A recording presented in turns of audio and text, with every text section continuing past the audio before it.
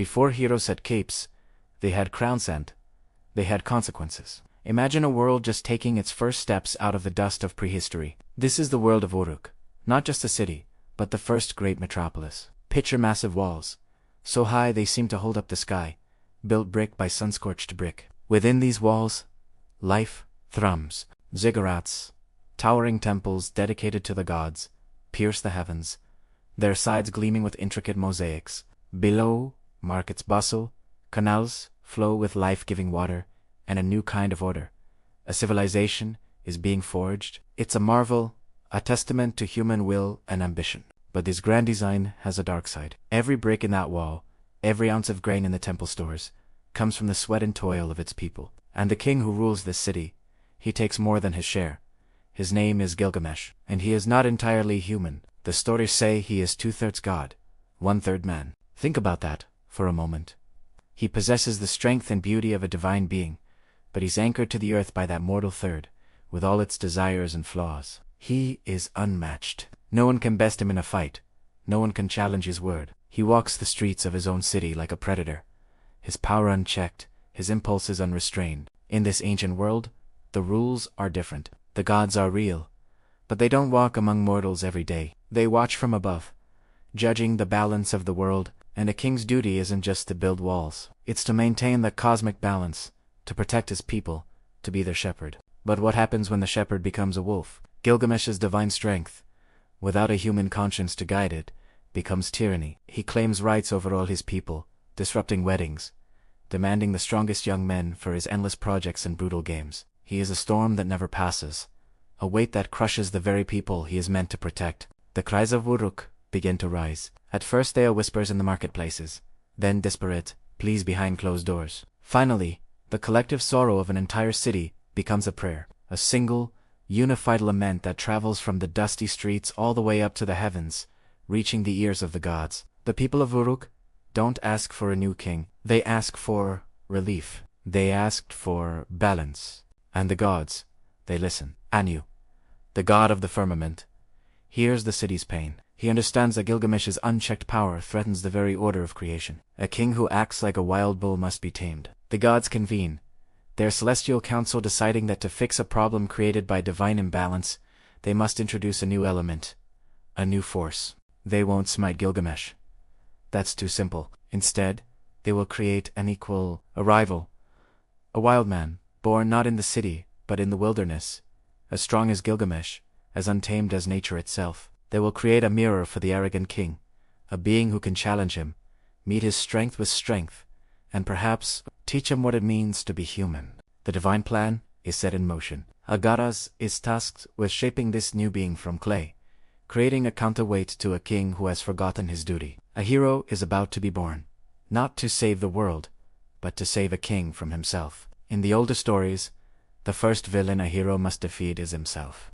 The gods didn't send an army, they sent an equal. After the people of Uruk cried out against their tyrannical king Gilgamesh, the heavens answered not with thunder or flood, but with a creation as raw and powerful as the king himself. They molded a man from clay and water, a being of pure wilderness, named Enkidu. He was nature made flesh, covered in hair, living among the animals of the plains. He knew nothing of cities, of bread, of laws. He drank from rivers, ate grass with the gazelles, and freed creatures from hunters' traps. He was the untamed world, the perfect counterpoint to Gilgamesh's civilized might. This wasn't just about stopping a king, it was a profound symbolic act. Enkidu represented everything Gilgamesh had left behind, the wild, instinctual, and free part of humanity. Gilgamesh, on the other hand, was the embodiment of civilization, order, ambition, and the walls of the city he built. They were two halves of the same human truth, destined to collide. The storytellers weren't just setting up a fight. They were asking a timeless question. What happens when our structured world confronts the wild spirit it came from? What happens when we are forced to look at our own reflection in the mirror of nature? The inevitable clash was set in motion. A trapper, frustrated by Enkidu, traveled to Uruk and told Gilgamesh of this wild man. The king, intrigued and perhaps a little threatened, devised a plan to lure Enkidu into the world of humans. He sent a temple priestess, Shemhath, to meet him at the watering hole. Through her, Enkidu was introduced to the ways of humanity, to cooked food, to clothes, to conversation. For 7 days, he learned, and as he did, the wild animals no longer recognized him as one of their own. His transformation was complete. He had tasted civilization, and now he had a new purpose: to travel to Uruk and challenge the arrogant king he had heard so much about. When Enkidu finally arrived in the great city, the people swarmed around him, marveling at his strength and wild appearance.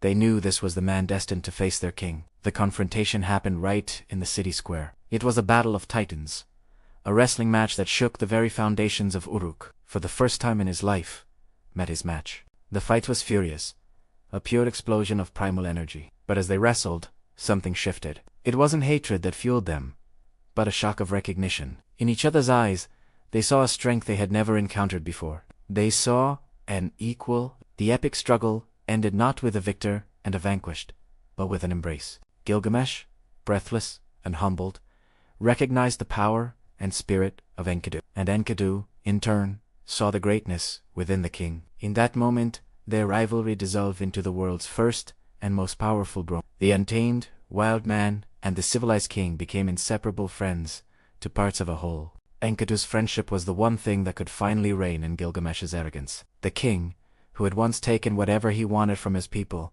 now had someone who could stand up to him, someone he respected. His loneliness was over. But with this new bond came a new kind of hunger. The restless energy that once drove Gilgamesh to oppress his people now had a new focus. With Enkidu by his side, he no longer felt the need to prove his dominance over Uruk. Instead, a desire for legendary immortal glory ignited within them both. They needed a quest, a grand adventure to test their combined strength and carve their names into eternity. They weren't just two men anymore. They were a team, a force of nature and civilization combined. Their gaze turned outward, beyond the city walls, toward the mythical cedar forest and its fearsome guardian. The era of tyranny was over. The age of heroes had just begun. And with a brother at his side, the king stopped taking and started chasing. They didn't go seeking justice. They went seeking a name. After Gilgamesh and Enkidu sealed their brotherhood, they set their sights on a quest, not for the good of their city, but for glory that would echo through eternity. Their target, the legendary cedar forest, a place no mortal dared to tread. This wasn't just any forest. The cedar forest was a sanctuary, a divine garden planted and tended by the gods themselves. It was sacred ground, whispered about in hushed tones, a place where the air itself hummed with a power that wasn't meant for human lungs. Mortals were forbidden to enter, not by a simple sign, but by the very essence of the place. To even think of stepping foot inside was an act of supreme arrogance. The gods had made it clear. This domain was theirs, a testament to their power, off limits to the ephemeral lives of men. And to enforce this divine decree, they posted a guardian. His name was Humbaba. We often think of him as a monster, a beast to be slain. But he was so much more. Humbaba wasn't just a creature of chaos. He was a warden, a sentinel appointed by the great god, and his roars were the sounds of nature protecting itself, his terrifying face a warning against transgression. He was the living embodiment of a boundary between the mortal and the divine. Humbaba's job wasn't to be evil, it was to keep mortals out, to preserve the sacred order of the world. He was the gatekeeper, at a door that was never meant to be opened by human hands. So, when Gilgamesh declared his intention to journey to the cedar forest, cut down its tallest trees, and kill its guardian, was it courage? Or was it something else? This is where the story gets complicated. There's a fine line between bravery and arrogance, between a hero's quest and a thief's ambition. Gilgamesh wasn't liberating a people or defending his kingdom. He was invading a divine space, planning to take something that did not belong to him, all for the sake of making his name immortal. Enkidu, who knew the forest from his wild days, was terrified. He tried to warn Gilgamesh, explaining that Humbaba's power was granted by the gods, that to challenge him was to challenge the heavens. But Gilgamesh, driven by his fear of death and his hunger for fame, would not be swayed. His bravery was becoming a dangerous kind of blindness. After a long and arduous journey, they reached the edge of the forest. The sheer scale and beauty of the place left them in awe, but fear quickly followed. This was a place of immense power. Humbaba sensed their arrival, and the confrontation began. It wasn't just a physical battle.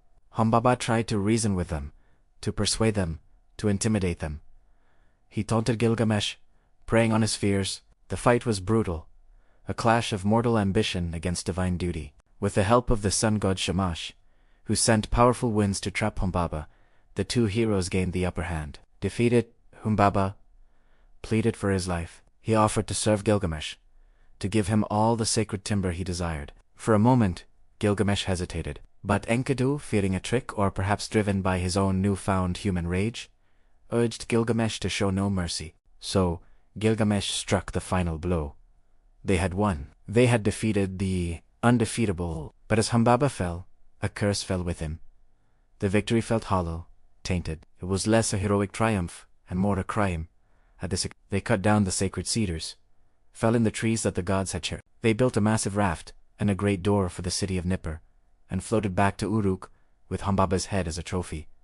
They returned as heroes, celebrated by their people. But their act of defiance did not go unnoticed. High in the heavens, the gods were watching. They had seen these two mortals stride into a sacred garden, kill their appointed guardian, and plundered their property. This wasn't just a victory. It was a violation. A line had been crossed, a balance had been broken, and the consequences were now set in motion. The gods are patient, but they do not forget. A reckoning was coming for Gilgamesh and Enkidu, a price for their glorious crime. Some doors open only once, and the gods remember who forced them. A single refusal can become a divine vendetta. Last time, Gilgamesh and Enkidu stood victorious over the demon Humbaba, masters of the cedar forest. But in the ancient world, glory is a beacon, and it attracts the eyes of the gods. Now, a new kind of challenge emerges, not from a monster in the dark woods, but from the dazzling, dangerous heart of civilization itself, from the goddess Ishtar, the goddess of love and war, patroness of the city of Uruk, is a force of nature. She is power wrapped in beauty, desire made divine. When she sees Gilgamesh, washed clean of the grime of battle, his magnificent body shining, his kingship radiating from him like the sun, she wants him. But Ishtar's love is not a gentle offering, it is a demand. Her affection is a form of dominion. She offers him the world, a chariot of lapis lazuli and gold, a house fragrant with cedar, dominion over all other kings in exchange for himself. She wants to add the great hero of Uruk to her collection of conquests. But Gilgamesh is no one's prize. He has seen the history of Ishtar's love affairs, and he throws it back in her face. This isn't a polite rejection. It's a calculated, brutal insult delivered in public. He lists her former lovers, one by one, and details their terrible fates. The shepherd she turned into a wolf, hunted by his own dogs. The gardener she turned into a mole, forever digging in the dark. The magnificent stallion she destined for the whip and spur. To Gilgamesh, Ishtar's love is a curse, her blessings are traps, and her magnificent garden is a graveyard. He sees that behind every promise of paradise lies a ruin. He tells her, to her face, "Which of your lovers did you love forever?" He chooses freedom over being another casualty of her divine whims. Ishtar is utterly humiliated. A goddess does not get rejected by a mere mortal, especially not so publicly. Scorned and furious, she flies up to the heavens, straight to her father, Anu, the sky god. She doesn't just ask for revenge, she demands it. She wants the ultimate weapon, the bull of heaven, to be unleashed upon her. This bull is no ordinary animal. It's a living catastrophe, a divine instrument of destruction. Its snort can open chasms in the earth, swallowing hundreds of men at a time. When Anu hesitates, worried about the devastation, Ishtar blackmails him. She threatens to smash the gates of the underworld and release the dead to feast upon the living. Faced with this cosmic threat, Anu relents. The gods respond to mortal defiance not with arguments, but with spectacle. The bull of heaven is punishment made visible, a roaring, stomping terror designed to remind humanity of its place. The bull descends upon Uruk, and the city is plunged into chaos. The earth cracks open, the river dries up, and the people scream in terror. But Gilgamesh and Enkidu are no longer just heroes. They are a perfectly coordinated team. They face this divine beast together. The battle is ferocious, a whirlwind of horns, dust, and desperate courage. Enkidu,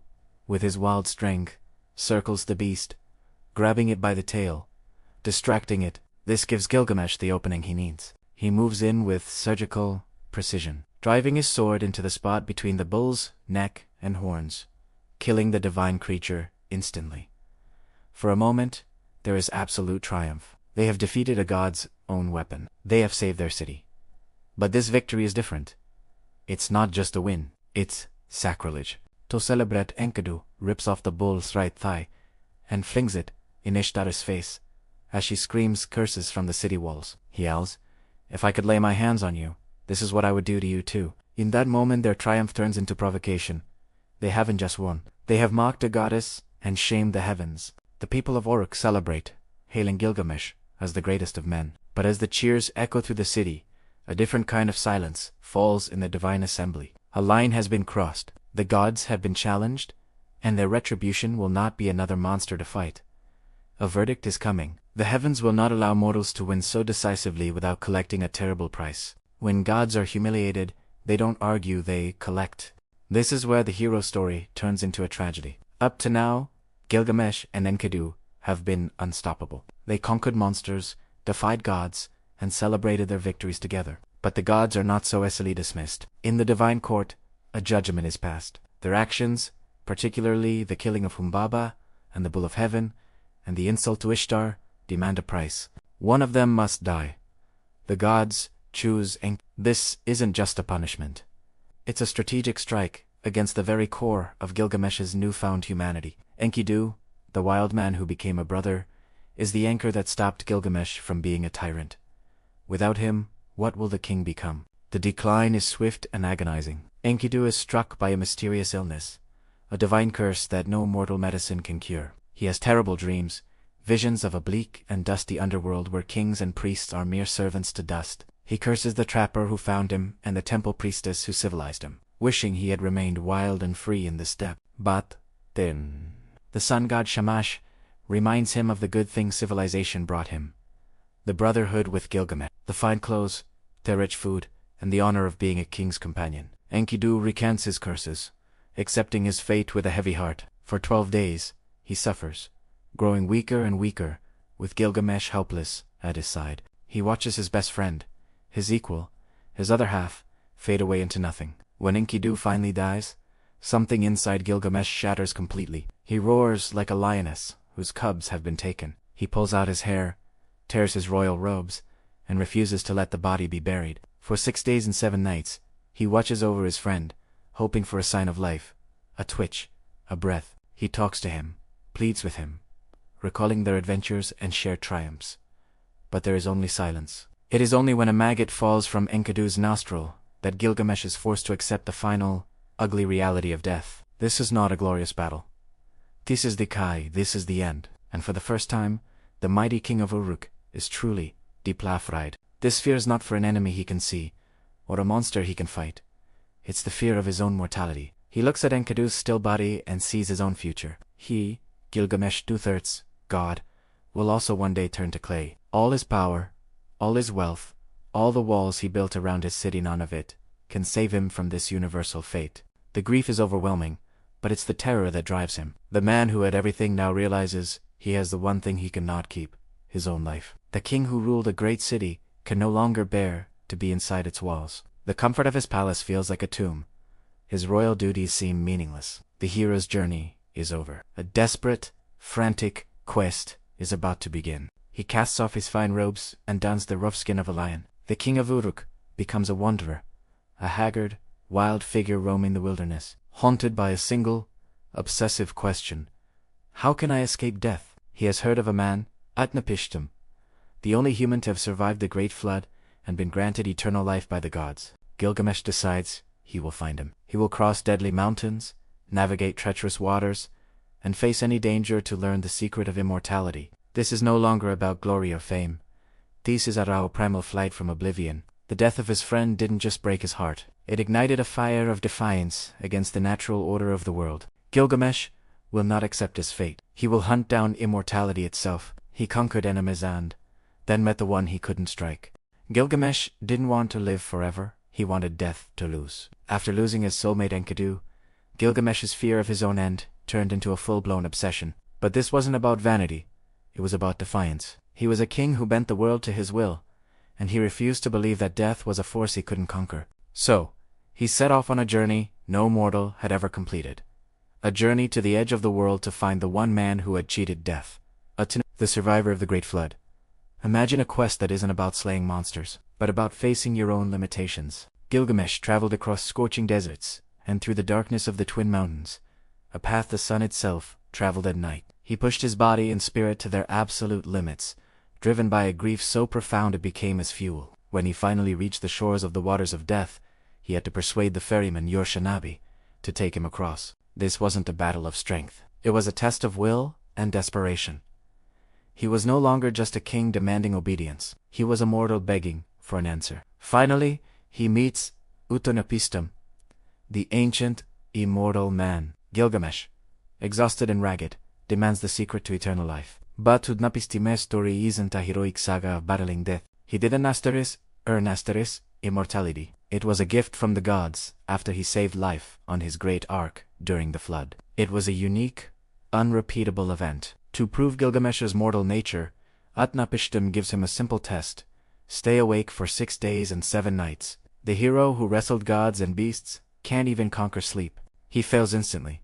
A humbling lesson that his physical power means nothing against the natural cycles of life. Despite his failure, Utnapishtim's wife takes pity on Gilgamesh. She convinces her husband to give him something. So Utnapishtim reveals a secret, a magical plant at the bottom of the ocean that can restore youth. This is it. The second chance, the tangible prize.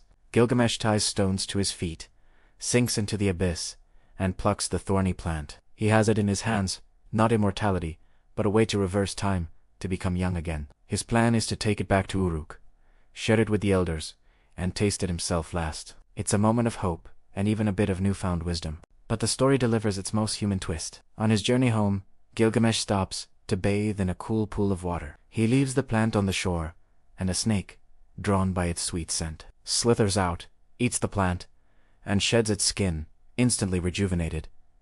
And just like that, it's gone. Not stolen by a jealous god or a powerful demon, but by a simple snake, an act of nature, random and indifferent. Gilgamesh collapses and weeps, not just for the lost plant, but because he finally understands. Immortality cannot be seized. Life cannot be bent to his will forever. He returns to his city, Uruk, not with a magical prize, but with a profound realization. He looks at the massive, magnificent walls he built, the city bustling with life, the civilization he nurtured. He sees his legacy. He couldn't defeat death, but he had created something that would outlive him. His story, his deeds, and the walls of Uruk would endure. He learned that true immortality isn't about living forever, but about creating something meaningful that lasts beyond you. The hero's journey wasn't about finding a treasure. It was about returning home with wisdom. And that is why the first great hero story ends with a human true thief. You want more cinematic myths? Like and subscribe.